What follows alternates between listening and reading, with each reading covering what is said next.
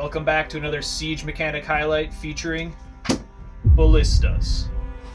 Ballistas were released in the 4th century BC patch of the game. After the game devs in Syracuse discovered the siege weapon configuration, the Greeks used the torsion exploit to make some truly overpowered weapons. One of those weapons would be the Ballista. Brought into the meta by Alexander the Great himself, these weapons were truly imbalanced, featuring the ability to shoot a flabbergastingly large projectile.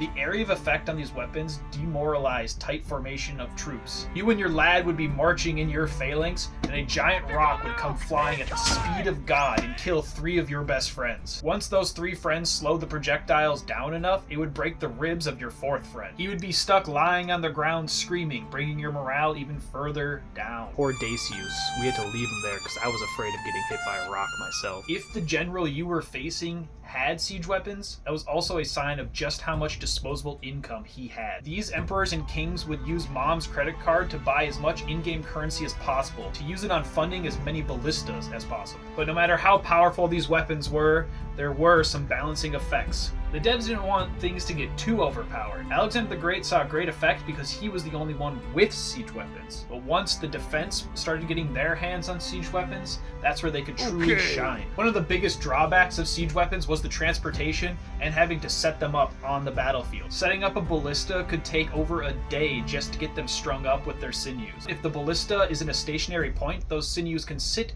in the torsion box and be twisted when they need to be ready. This would allow the defense to have their ballista ready in a matter of a couple hours rather than an entire day. Because the defenders could leave their ballista in position, they had the ready speed perk activated. They could be flinging projectiles down at the attackers at the first sight. Another detriment of the ballista was their maintenance cost. Specialized army engineers had to be recruited and brought to the battlefield to maintain these weapons. These men needed to be paid, and mom's credit card had a credit limit. After every shot, the ballista would need to be re-tightened in order to get the proper power out of it. If it was raining or even just too foggy, the sinews would get wet and the ballista would lose all its power. And the easiest counter for the ballista was a sneak attack. The men manning the ballista were focused on the task and usually lightly armored. If you and your boys could get behind and get on top of those ballista, you could burn them down and kill the artillerymen. Imagine the EXP you could get from destroying these specialized troops and their ballista. So if you're looking for your next W, you might want to try spending some in-game currency of your own